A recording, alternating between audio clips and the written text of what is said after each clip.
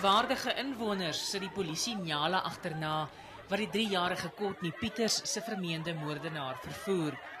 Hy is na bewering deur middel van kringtelevisieopnames geïdentifiseer, waar hy die kind se liggaam in 'n inkopiesak dra en dit in 'n nywerheidsgebied stort.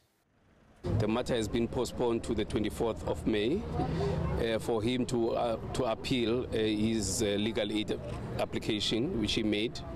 And then at this stage, is not applying for bail. Eunice sê die familiehuis besoek waar die man 2 jaar lank gewoon het. Volgens 'n gemeenskapslid was dit vir hulle veral ontstellend dat hy verlede week by verskeie gebedsdienste teenwoordig was wat hulle vir Courtney gereël het. Die hele gemeenskap het vanaf die soektog begin tot en met nou met die gesin bygestaan. Hulle het gesoek. Ek het een oomblik gehoor dat een van hulle sê maar ek is moeg of ek moet môre gaan werk of ek het dinge by my huisie. Hulle was bereid en hulle het al hulle persoonlike goed agtertoe gesit om die familie by te staan. Die familie is stukkend. They're not coping, not at all.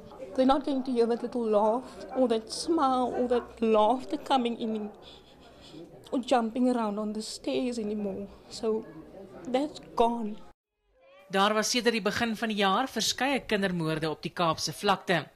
From January up to today, the 17th of May, there are 19 children that have been killed in the Western Cape. 12 of those cases will go to the High Court. Die beskuldigdes staan tereg op 2 aanklagte van verkrachting, ontvoering en moord. Inwoners sê hulle sal Pieters se vermeende moordenaar weer in die hof sien.